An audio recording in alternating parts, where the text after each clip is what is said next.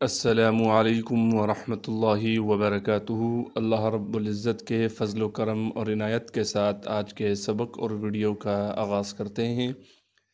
جیسے کہ ہمارے دیکھنے والے ویورز کو معلوم ہے کہ الحمدللہ ہم نے قرآن مجید کا سپارہ جس کا نام تبارک الذی ہے شروع کیا ہوا ہے، اور تبارک الذی کی سورۃ الدہر کا ہم نے پچھلی ویڈیو میں یہاں تک یعنی آیت نمبر 2 تک پڑھ لیا تھا۔ آج ہم یہاں سے آگے پڑھیں گے۔ سبق کے آغاز سے پہلے اعوذ باللہ اور بسم اللہ پڑھ لیتے ہیں۔ اعوذ باللہ من الشیطان الرجیم۔ سورۃ الدہر مکیہ۔ بسم اللہ الرحمن الرحیم۔ اِنَّا ہَدَيْنَاهُ السَّبِيلَ۔ حمزہ کو نون سے ملائیں گے اس لیے کہ نون پر تشدید ہے۔ تشدید ہونے کی وجہ سے نون میں غنہ کریں گے، یعنی ناک میں آواز کو لے کر جائیں گے۔ غنہ کہتے ہیں ناک میں آواز کو لے کر جانا۔ ایک الف کی مقدار جتنا ایک الف کو کھینچا جاتا ہے اس کی مقدار کے مطابق ہم نے غنہ کرنا ہے۔ نون کے بعد الف مدہ ہونے کی وجہ سے نون کو ایک الف کی مقدار کھینچیں گے، یعنی پہلے نون میں غنہ کریں گے اس لیے کہ نون پر تشدید ہے، پھر نون کے بعد الف مدہ ہونے کی وجہ سے نون کو ایک الف کی مقدار کھینچنا بھی ہے۔ ہاں کو صاف کر کے گلے سے نکالیں گے، گلے کا وہ حصہ جو سینے کی جانب ہے۔ دال کو آگے یا ساکن سے ملا دیں گے۔ نون پر کڑا زبر ہونے کی وجہ سے نون کو ایک الف کی مقدار کھینچنا ہے۔ ہاں کو آگے سین سے ملائیں گے اس لیے کہ سین پر تشدید ہے۔ تشدید ہونے کی وجہ سے تھوڑا سا ٹھہراؤ رکھیں گے اور سین کی سیٹی کو صاف کر کے ادا کریں گے۔ با کو آگے یا مدہ سے ملانا ہے، یا مدہ ہونے کی وجہ سے با کو ایک الف کی مقدار کھینچیں گے۔ لام کو بغیر کھینچے پڑھنا ہے۔ اِنَّا ہَدَيْنَاهُ السَّبِيلَ۔ اِمَّا حمزہ کو میم سے ملائیں گے اس لیے کہ میم پر تشدید ہے، یہاں بھی تشدید ہونے کی وجہ سے میم پر غنہ کریں گے، اور میم کے بعد الف مدہ ہونے کی وجہ سے میم کو ایک الف کی مقدار کھینچیں گے۔ اِمَّا شَاکِرًا وَإِمَّا۔ شین کی آواز کو صاف کر کے ادا کرنا ہے۔ شین کے بعد الف مدہ ہونے کی وجہ سے شین کو ایک الف کی مقدار کھینچیں گے۔ کاف کو باریک کر کے پڑھنا ہے۔ را پر 2 زبر ہیں لہٰذا را کو موٹا کر کے پڑھیں گے، اور را کو آگے واو مدہ سے ملائیں گے اس لیے کہ واو مدہ پر تشدید ہے۔ جب را کو واو مدہ سے ملائیں گے تو غنہ کے ساتھ ملانا ہے۔ یہاں بھی حمزہ کو میم سے ملائیں گے غنہ کے ساتھ۔ اِنَّا ہَدَيْنَاهُ السَّبِيلَ إِمَّا شَاكِرًا وَإِمَّا كَفُورًا۔ کاف کو باریک کر کے پڑھنا ہے۔ فا کے بعد واو مدہ ہونے کی وجہ سے فا کو ایک الف کی مقدار کھینچیں گے۔ را پر 2 زبر ہونے کی وجہ سے جب را پر وقف کریں گے پھر را کو ایک الف کی مقدار کھینچیں گے اور را کو موٹا کر کے پڑھنا ہے۔ اِنَّا أَعْتَدْنَا۔ حمزہ کو نون سے ملائیں گے اس لیے کہ نون پر تشدید ہے۔ نون کے بعد الف مدہ ہے لہٰذا یہاں پر ہم نے اس نون کو ایک الف کی مقدار کھینچا تھا، لیکن یہاں الف پر چھوٹی مد ہونے کی وجہ سے اب اس نون کو ہم 3 الف کی مقدار کھینچیں گے۔ حمزہ کو عین سے ملائیں گے اس لیے کہ عین ساکن ہے، دال کو تا کو دال سے ملانا ہے اس لیے کہ دال بھی ساکن ہے اور دال میں قلقلہ کیا جائے گا۔ نون کے بعد الف مدہ ہونے کی وجہ سے نون کو ایک الف کی مقدار کھینچیں گے۔ اِنَّا اعتدنا للکافرین، لام کو دوسرے لام سے ملائیں گے اس لیے کہ دوسرا لام ساکن ہے، کاف پر کڑا زبر ہونے کی وجہ سے کاف کو ایک الف کے مقدار کھینچیں گے اور باریک کر کے پڑھنا ہے کاف کو۔ فا کو بغیر کھینچے پڑھیں گے، را کے نیچے زیر ہونے کی وجہ سے را کو باریک کر کے پڑھیں گے اور را کو آگے یا مدہ سے ملائیں گے اس لیے کہ یا مدہ ساکن ہے، یا مدہ ہونے کی وجہ سے را کو ایک الف کے مقدار کھینچنا ہے۔ اِنَّا اعتدنا للکافرین سلاسل، سین کی آواز کو صاف کر کے ادا کریں گے۔ سین کے بعد لام ہے، لام پر کڑا زبر ہونے کی وجہ سے لام کو ایک الف کے مقدار کھینچیں گے، اس سین کو بھی بغیر کھینچے پڑھنا ہے اور سین کی سیٹی کو صاف کر کے ادا کرنا ہے۔ اس لام کو بغیر کھینچے پڑھیں گے، لام کے بعد الف مدہ موجود ہے اس کی وجہ سے اسے ہم نے کھینچنا تھا، لیکن یہ الف مدہ محذوف ہے یعنی اس الف مدہ کو ختم کر دیا گیا ہے۔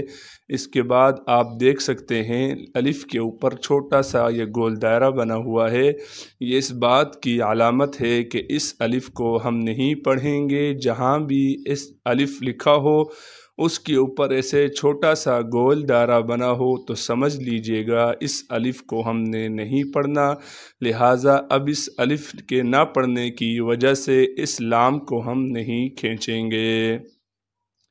اِنَّا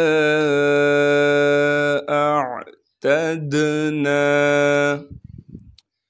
للکافرین سلاسل وأغلالا وسعیرا، واو کو بغیر کھینچے پڑھنا ہے، حمزہ کو آگے غین سے ملائیں گے کیونکہ غین ساکن ہے، غین کو موٹا کر کے پڑھنا ہے کیونکہ غین موٹے حروف میں سے ہے۔ غین کے بعد لام پر کڑا زبر ہونے کی وجہ سے لام کو ایک الف کے مقدار کھینچیں گے، اس کے بعد لام کو آگے واو سے ملائیں گے اس لیے کہ واو پر تشدید ہے، واو سے جب ہم لام کو ملائیں گے پھر واو پر ہم غنہ کریں گے۔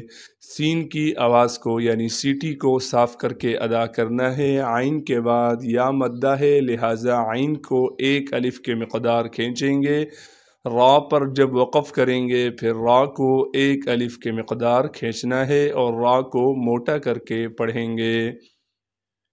اِنَّا اعتدنا للکافرین سلاسل وأغلالا وسعیرا۔ چلتے ہیں اگلے صفحے کی طرف۔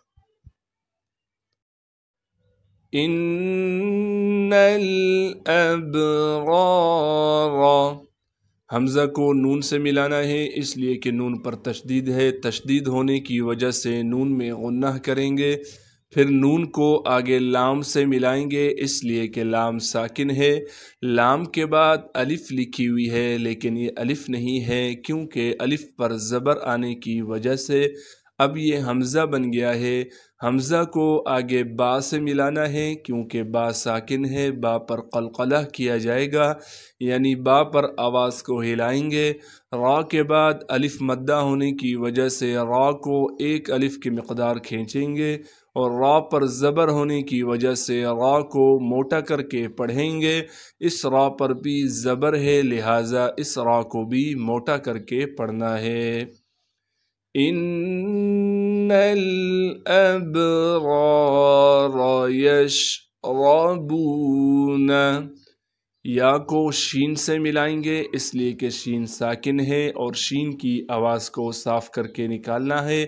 را پر زبر ہونے کی وجہ سے را کو موٹا کر کے پڑھیں گے۔ با کو آگے واو مدہ سے ملائیں گے، واو مدہ ہونے کی وجہ سے با کو ایک الف کے مقدار کھینچنا ہے۔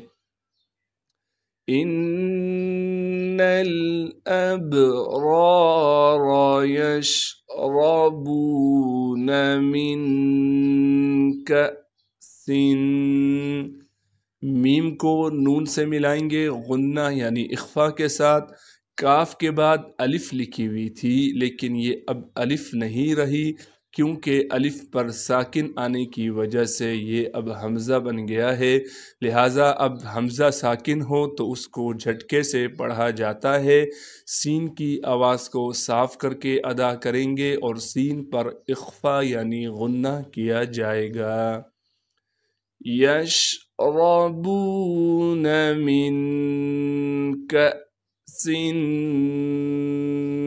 کان، کاف کو باریک کر کے صاف کر کے پڑھیں گے اور کاف کے بعد الف مدہ ہونے کی وجہ سے کاف کو ایک الف کے مقدار کھینچیں گے، نون کو بغیر کھینچے پڑھنا ہے۔ ان الابرار یشربون من کأس کان مزاجها کافورا، میم کو بغیر کھینچے پڑھیں گے، زا کو تھوڑا سختی سے ادا کریں گے۔ زا کے بعد الف مدہ ہے لہٰذا زا کو ایک الف کے مقدار کھینچیں گے، جیم کو بغیر کھینچے پڑھنا ہے۔ ہا کے بعد الف مدہ ہونے کی وجہ سے ہا کو ایک الف کے مقدار کھینچیں گے۔ مزاجها کافورا، کاف کے بعد الف مدہ ہونے کی وجہ سے کاف کو ایک الف کے مقدار کھینچنا ہے۔ فا کو آگے واو مدہ سے ملائیں گے، واو مدہ ہونے کی وجہ سے فا کو ایک الف کے مقدار کھینچیں گے۔ را پر جب وقف کریں گے پھر را کو ایک الف کے مقدار کھینچنا ہے اور را پر زبر ہونے کی وجہ سے را کو موٹا کر کے بھی پڑھیں گے۔ ان الابرار یشربون من کأس کان مزاجها کافورا، عینا یشرب، عین کو یا ساکن سے ملائیں گے اس لیے کہ یا ساکن ہے اور نون کو ہم نے پھر یا سے ملانا ہے۔ ادغام کے قاعدے سے نون کے اوپر جو دو تنوین ہے اسے ہم ختم کر دیں گے اور نون کے بعد الف مدہ بھی موجود ہے لیکن اسے ہم نہیں پڑھیں گے، لہٰذا ادغام کے قاعدے سے نون ساکن اور تنوین کے بعد یا آ گئی ہے۔ دیکھیں نون تنوین یہاں موجود ہے یعنی دو زبر دو زیر دو پیش کو تنوین کہتے ہیں، تنوین کے بعد یا آ گئی لہٰذا اب نون کو ہم یا سے ملائیں گے غنہ کے ساتھ۔